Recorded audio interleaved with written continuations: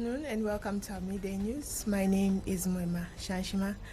Let's take a recap at the stories making headlines.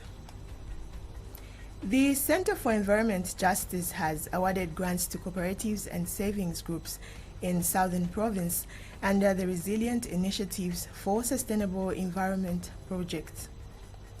The Patriotic Front PF in Livingstone has called for unity among citizens and current leaders to emulate the leadership qualities of the late former President Edgar Lungu. Economist Kelvin Chisanga says Zambia's removal from the global hunger hotspot list is not just a humanitarian success, but also a strong sign of economic progress. Copper Queens forward Barbara Banda has advised young women in Africa to strive for excellence in their respective careers.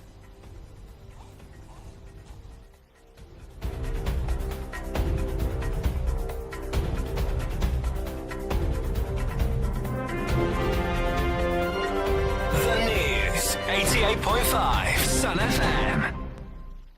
And now the details.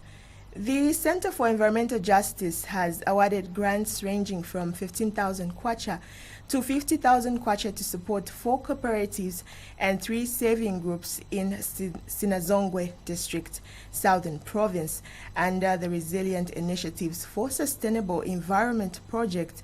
The project is supported by Bread for the World, Germany. Savings groups received 15,000 kwacha each, while cooperatives were awarded 50,000 each to strengthen grassroots efforts in environmental protection, economic empowerment, and climate resilience. Speaking at the RISE Project Grants Award ceremony, CEJ Executive Director Maggie Mapalo Mwape reiterated the organization's commitment to promote fostering community-led solutions that promote sustainability. This project goes beyond funding. It's about building stronger, self-resilient communities capable of driving long-term change. For us, we want to see you thrive. We want to see you grow. Beyond this support, we have the CDF that you'll be able to access. There are other cooperating partners that are working in Sinazongwe that when they see that there is a group that is doing well, they will go to government to say, we have a fund. Do you know groups that are into this and this? If you are doing well, they will definitely recommend you. So my emphasis is build the spirit of unity so that you can work together and successfully grow the cooperative that you have formed. Representing District Commissioner Chimunya Siakole, District Administrative Officer Brian Siwale described the RISE project as a shining example of collective action. He emphasized that the initiative aligns with national development priorities, especially in promoting inclusive growth and responsible resource management. We urge that you continue working hard because empowerment programs are always there, be it from our partners and from government.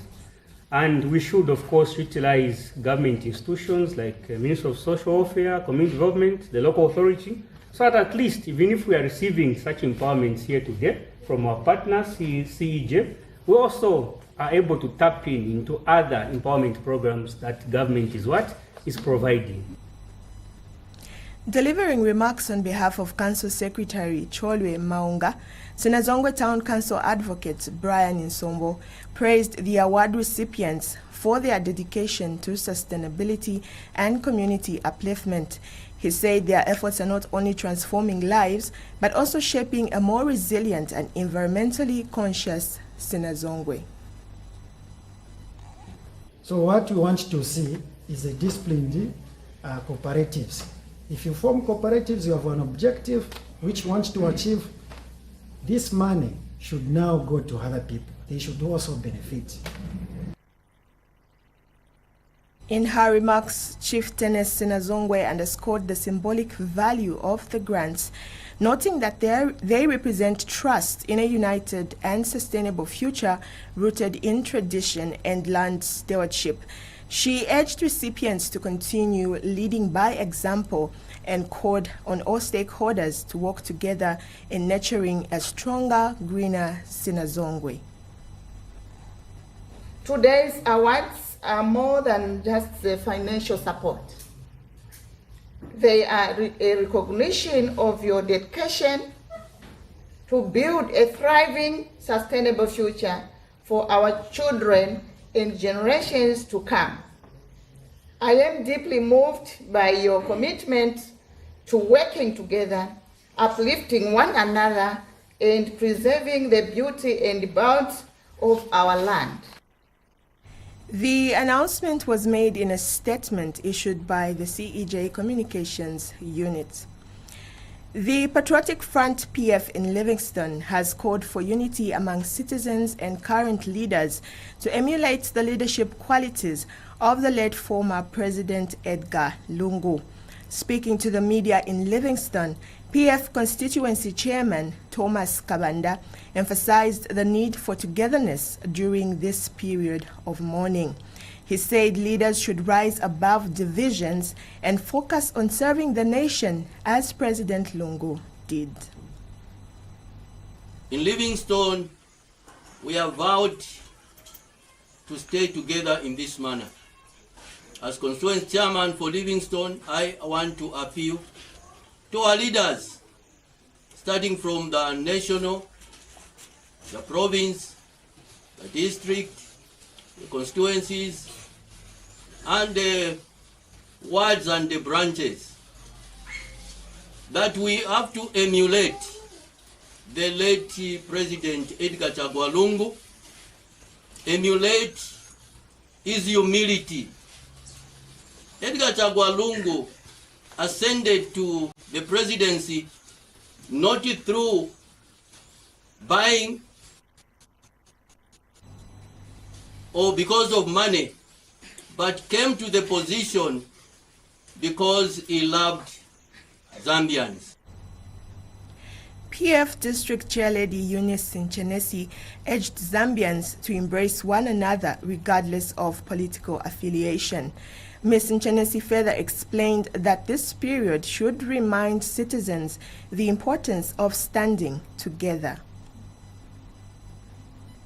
I would like us all to emulate our president because he was a true symbol of love. Our president used to embrace everyone, no matter where you are coming from, which district you are coming from. All he saw in us is humanity. So as we remain, let's be united. Our president had a vision to take PF through to 2026. And I believe that is our work which he has left us with. He has left a family, he has left the party, and we need to carry on his vision. And Zambia Must Prosper Representative Lucy Yatava also paid tribute to the former president, describing him as a selfless leader who left behind a lasting legacy of peace and patriotism.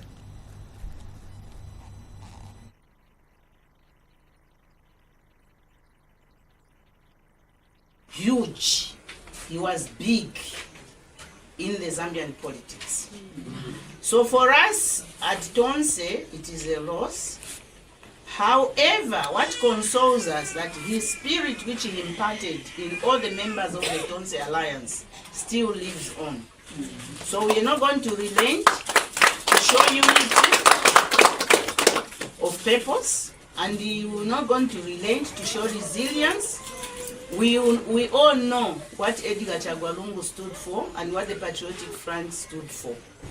Because of that, we are very sure that the spirit of Edgar Lungu will live on until we conquer 2026. Meanwhile, Patriotic Front member Mwewa Chilufya said it was now the responsibility of all party members and citizens to carry forward President Lungu's legacy. Chilo chaba Edgar Lungu, wherever it is nationwide, no one has bought Chija Chililo. It is because our president preached love. He practiced love. You get it? And there is no human being who doesn't want to be loved. This is why you cannot hate somebody who is loved. Did the PF die? No. PF didn't die. PF, even as we are today, we are in opposition. Has our membership died? No. We haven't. And if somebody is wise, they must learn something from that. Economist Kelvin Chisanga says Zambia's removal from the global hunger hotspot list is not just a humanitarian success, but also a strong sign of economic progress. He explained that the change points to improved food security, stronger human productivity, and a growing ability for the country to support itself through key sectors like agriculture. In an interview, Mr. Tsanga said the farming sector is bouncing back and Zambia is now in a good position to export food to nearby countries such as the Democratic Republic of Congo, Zimbabwe, and parts of East Africa. Zambia was recently removed from the global list of hunger hotspots, according to the latest 2025 report by the Food and Agriculture Organization and the World Food Programme. Mr. Tsanga added that the shift could boost local industries like food processing and reduce the need for food imports, improving the country's trade balance and increasing foreign currency inflows. He noted that as fewer resources are needed for emergency food aid, the government can now focus more on long-term development priorities such as health, education, and infrastructure.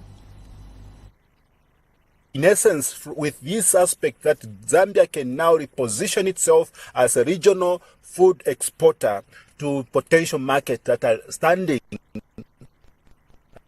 with appetizing demand in the local markets. Let us see in the regional market, I mean, from the point of Democratic Republic of Congo, Zimbabwe, and some other parts of East Africa where we see this. So the multiplier effect into this will be able to see that we'll now start growing agro-processing activities, which will now bring forth that aspect of agro-industrial growth. And then more export and more forex inflow commands from there. Obviously, this now can be regarded as a non-traditional export chamber, which will be able now to help us. We now take a break, and when we return, we have sports news.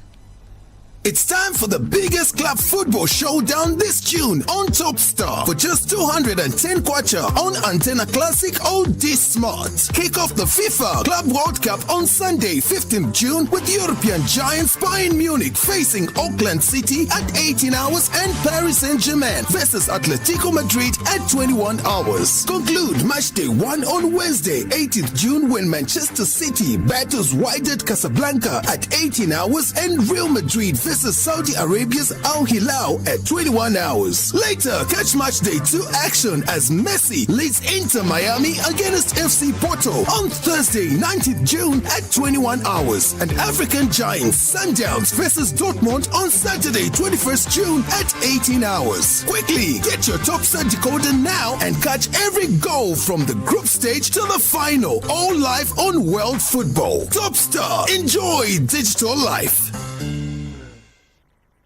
Now in sports, Copper Queens forward Barbara Banda has advised young women in Africa to strive for excellence in their respective careers. Speaking in an interview with CAF Online, Banda preached hard work, determination, and focus if women on the continent are to actualize their dreams. She is of the view that self-belief always plays a key role when ascending to the top, and emphasized the need for not giving up throughout the journey of life. She acknowledged that the road to success is not always smooth and cautioned African women not to dwell on criticism emanating either from online or any other platforms and urged them to challenge expectations. The 25-year-old player is Zambia's all-time top scorer, who arguably has carried the Copper Queens band on her shoulders. The 2024 African Women's Player of the Year has enjoyed tremendous success in her football career and etched her name into the history books with hat tricks and surpassing records. While acknowledging that her hard work on the pitch has earned her a place in global spotlights, she was quick to mention that winning the WAFCON is the ultimate target. Banda is heading the Copper Queens 24-member squad ahead of the delayed 2024 Women Africa Cup of Nations, slated for Morocco from July 5th, 2025. That's all we had for you on today's news, but before we go, we take a look at the stories making headlines once again. The Center for Environment Justice has awarded grants to cooperatives and savings groups in the Southern Province under the Resilient Initiatives for Sustainable Environment project.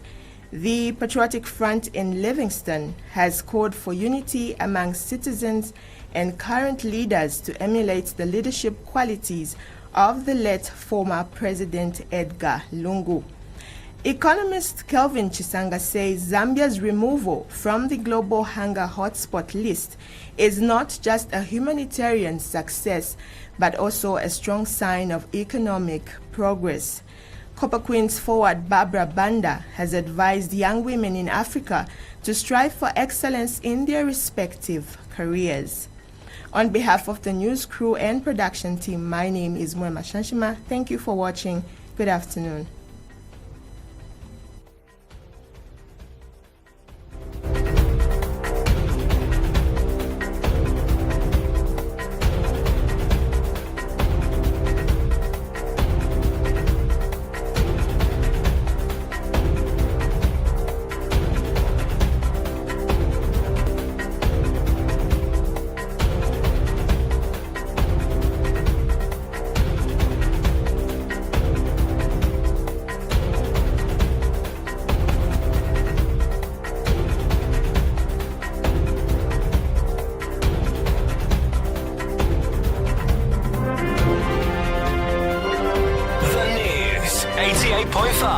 Sun FM. Time is power.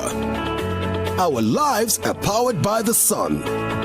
As the sun rises, so do we. It's time to power your life and say goodbye